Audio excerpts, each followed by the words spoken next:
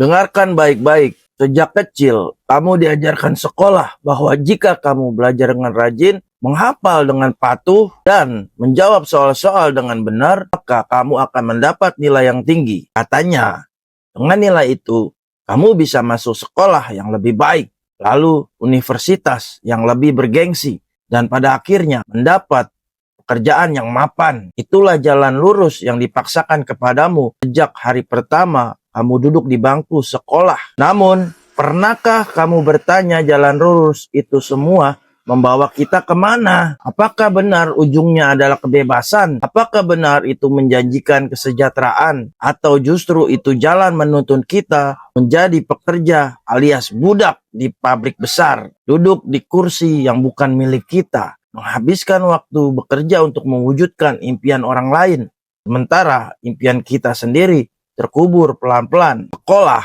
tidak diajarkan bagaimana membangun kekayaan. Sekolah hanya mengajarkan bagaimana menjadi roda yang patuh pada di dalam mesin besar yang disebut sistem. Kamu disiapkan untuk menjadi bagian dari barisan yang panjang untuk bekerja, bukan pemilik. Disiapkan menjadi pengikut, bukan pengendali. Mereka tidak mengajarkan kamu bagaimana mengendalikan uang. Mereka hanya mengajarkanmu bagaimana menjadi budak uang. Padahal kekayaan bukan hanya tentang jumlah harta. Kekayaan adalah tentang kendali sebagai pengendali. Kekayaan adalah kebebasan memilih jalan hidup sendiri. Kekayaan adalah kemampuan untuk menolak diperintah dan keberanian untuk memimpin. Tapi lihatlah kurikulum sekolah. Kita penuh hafalan, penuh angka, penuh catatan. Anak-anak yang berani bertanya dianggap mengganggu. Mereka yang mempertanyakan logika